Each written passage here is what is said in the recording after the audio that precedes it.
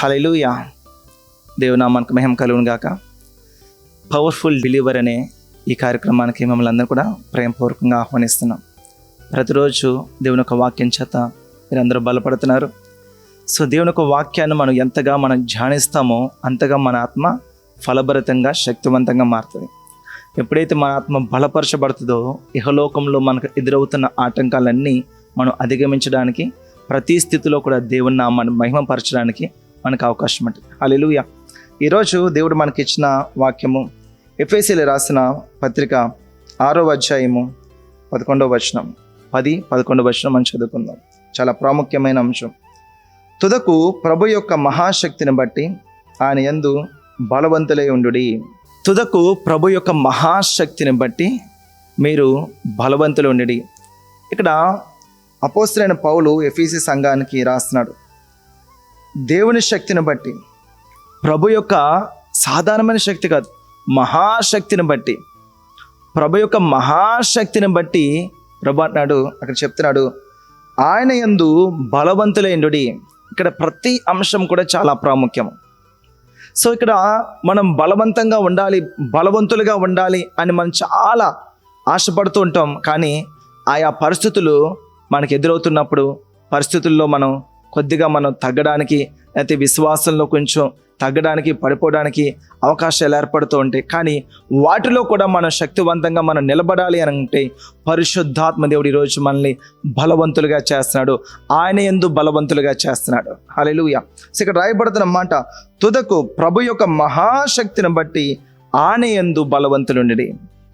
So దేవుని యొక్క శక్తిని బట్టి, సో మనం ఈరోజు విశ్వాసంలో నిలబడాలి అంటే మన శక్తి, మన బలము, మన ఆశ, మన యొక్క స్థితి సరిపోదండి. ఎందుకంటే దేవుని యొక్క శక్తితోనే అది సాధ్యమవుతుంది. మనము మన శక్తితో ప్రయత్నిస్తే మన శక్తి కన్నా మించినది అపవాది శక్తి. సో కాబట్టి ఖచ్చితంగా మనం ఎక్కడో చోట మన విశ్వాసంలో పడిపోతుంటాం. కాబట్టి మనం ఏ శక్తిని ఆశ్రయించాలంట? అపవాది శక్తి కన్నా బలమైనది, శక్తివంతమైనది మనం ఆశ్రయించాలి. హల్లెలూయా. ఈరోజు అటువంటి శక్తివంతమైనది మన నజరేయుడైన యేసుక్రీస్తు ప్రభు యొక్క శక్తి. హల్లెలూయా. ఇక్కడ అదే వాక్యం సెలవిస్తుంది.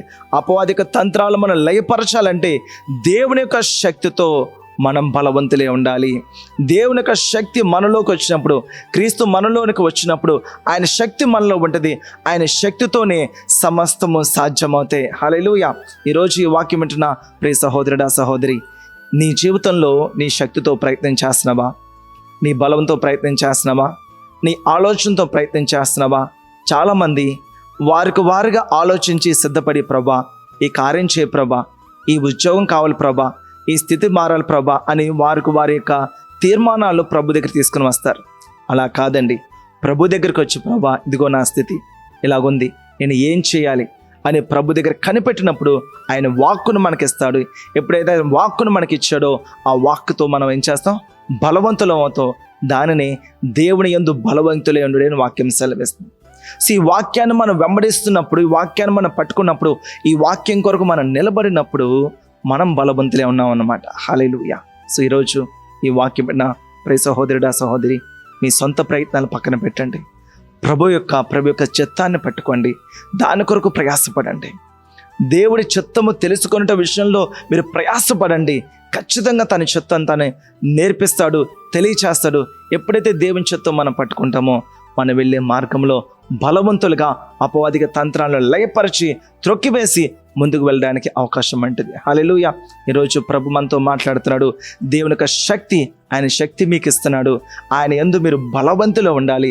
అప్పుడే అపవాది తంత్రాలు లయపరచబడితే ప్రతి స్థితిలో కూడా దేవునికి సాక్షులుగా మీరు జీవిస్తారు. దేవుడు కొద్ది మాటలు దీవించిన గాక. God bless you. హల్లెలూయా.